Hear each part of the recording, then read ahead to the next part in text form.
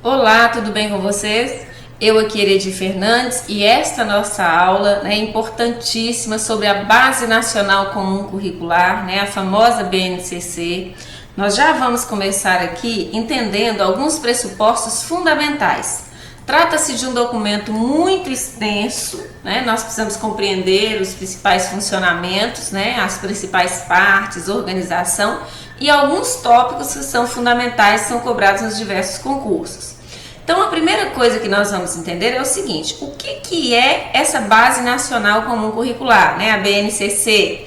Olha, isso aqui, por exemplo, já é tema de concurso, é um documento de caráter normativo que define, o que define? O conjunto orgânico e progressivo de aprendizagens essenciais que todos os alunos devem desenvolver ao longo das etapas e modalidades da educação básica. Então, lembrando que educação básica é educação infantil, ensino fundamental e ensino médio, de modo a que tenham assegurados seus direitos de aprendizagem e desenvolvimento em conformidade com o que preceitua o PNE. Este documento normativo aplica-se exclusivamente, observem, à educação escolar. Por que é importante nós frisarmos isso aqui? A Lei de Diretrizes e Bases da Educação define que a educação é muito além da escola, Mas tem várias educação que acontece na família, que acontece na sociedade, mas este documento normativo, ele aplica-se exclusivamente à educação escolar. Então, ao longo aqui, vocês vão perceber que os trechos são retirados da LDB, na íntegra, e alguns trechos, por questões didáticas, foram adaptados. Ao longo da educação básica, as aprendizagens essenciais definidas na BNCC devem concorrer para assegurar aos estudantes o desenvolvimento, outra coisa muito importante, de 10 competências gerais que consubstanciam no âmbito pedagógico os direitos de aprendizagem e desenvolvimento. Então vamos ver, são as famosas competências da BNCC, tá? Então, o que tem aqui nesse trecho que nós precisamos ficar bastante atentos, tá? Ao longo da educação básica, as aprendizagens essenciais, devem concorrer para assegurar. Então, as aprendizagens da educação básica, elas devem assegurar aos estudantes essas 10 competências gerais. Então, não são competências para serem desenvolvidas na educação infantil, no ensino fundamental ou no ensino médio, mas ao longo dessas etapas de educação, tá? Desses níveis de educação. Na BNCC, o que é competência? Outra questão muito corriqueira em concurso, tá? Então, qual é a definição de competência que a BNCC traz? É a mobilização de conhecimentos, conceitos e procedimentos, habilidades, que são práticas cognitivas e socioemocionais, atitudes e valores para resolver demandas complexas da vida cotidiana, do pleno exercício da cidadania e do mundo do trabalho. Então aqui, eu quero muito que vocês marquem aí a definição de competência. Então, para que se tenha competência, o que a BNCC nos diz? Que é preciso que haja essa mobilização dos conhecimentos, das habilidades, das atitudes e valores para desenvolver demandas complexas da vida cotidiana, do pleno exercício da cidadania e do mundo do trabalho.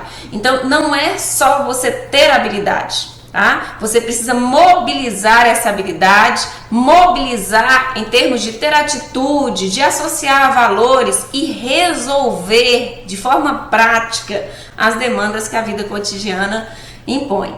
É imprescindível destacar que as competências gerais da educação básica apresentadas a seguir, vou listá-las aqui para vocês com alguns destaques, interrelacionam-se e desdobram-se no tratamento didático proposto para as 3 etapas da educação básica, infantil, fundamental e médio, articulando-se na construção de conhecimentos, no desenvolvimento de habilidades e na formação de atitudes e valores nos termos da LDB.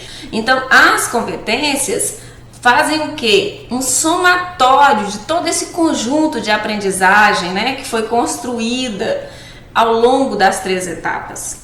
E aqui nós temos as famosas competências.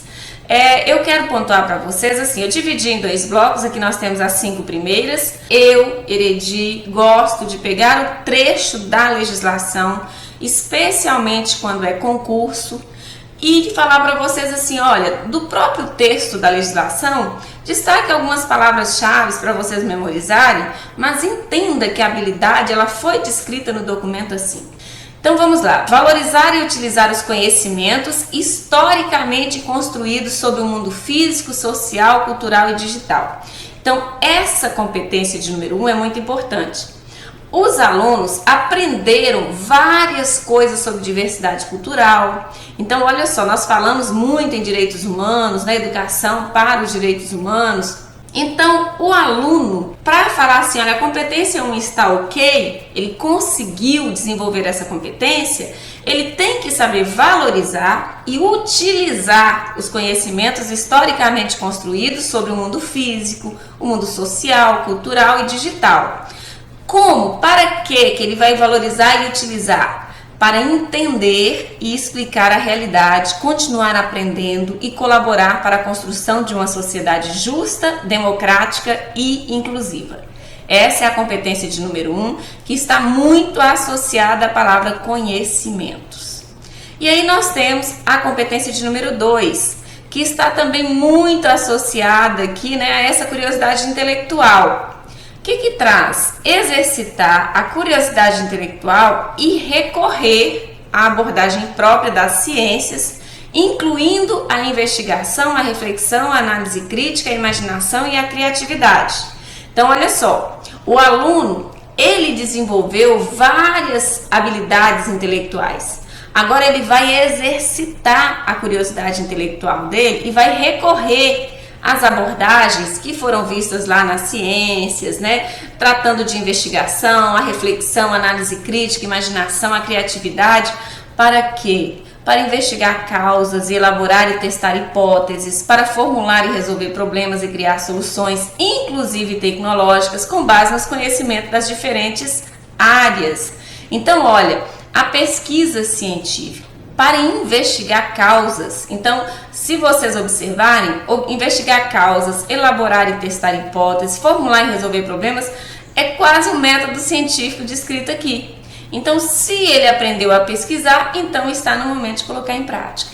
A competência número 3 traz valorizar e fruir as diversas manifestações artísticas e culturais, das locais às mundiais, e também participar de práticas diversificadas da produção artístico-cultural. Então, olha, ele precisa valorizar e fruir essas manifestações artísticas e culturais, não só as locais, da regionalidade, né, da localidade em que ele está, mas também a nível mundial. E participar das práticas diversificadas, né, da produção artístico-cultural. A competência de número 4 traz para nós utilizar diferentes linguagens, verbal, corporal, visual, sonora e digital, bem como conhecimentos das linguagens artísticas, matemática e científica, para, não destaquei aqui em azul, vocês podem destacar aí, para se expressar e partilhar informações, experiências, ideias e sentimentos em diferentes contextos e produzir sentidos que levem ao entendimento mútuo. Então, isso aqui é até assim, se for pensar, tem uma lógica. Isso aqui tem uma espécie de obviedade, né? O aluno, ele aprendeu, ele não só chegou à escola já tendo um certo repertório, mas ele também conseguiu desenvolver esse repertório, né, de linguagens. Que linguagens? Verbal, que é oral, visual, motora, como libras e escrita, a corporal, a sonora, a digital. Então, se ele tem todas essas habilidades, a competência diz assim, agora é hora de utilizar essas diferentes linguagens para se expressar e para partilhar informações, experiências, ideias e sentimentos em diferentes contextos e produzir sentidos que levem ao entendimento mútuo. A competência de número 5 diz para compreender, utilizar e criar tecnologias digitais de informação e comunicação de forma crítica, significativa, reflexiva e ética, nas diversas práticas sociais, incluindo as escolares, para se comunicar, acessar e disseminar informações, produzir conhecimentos, resolver problemas e exercer protagonismo e autoria na vida pessoal e coletiva. Então, olha só, agora nós estamos falando das tecnologias digitais de informação e comunicação. Os alunos que passaram pela educação infantil, fundamental, ensino médio, tiveram todo um rol de aprendizagens. Para que essa competência ela seja atendida, eles precisam compreender, utilizar e criar essas tecnologias. Então, precisam compreender as tecnologias digitais, precisam utilizar as tecnologias e precisam ser capazes de criar tecnologias digitais. Então, essa é bem complexa quando a gente pensa em ensino público. Agora, nós chegamos aqui à reta final dessas competências. Então vamos lá, a competência de número 6 traz assim: valorizar a diversidade de saberes e vivências culturais e apropriar-se de conhecimentos e experiências que lhe possibilitem entender as relações próprias do mundo do trabalho e fazer escolhas alinhadas ao exercício da cidadania e ao seu projeto de vida, com liberdade, autonomia, consciência crítica e responsabilidade. Então, aqui nós estamos falando da valorização da diversidade de saberes e vivências culturais. Então, olha a importância.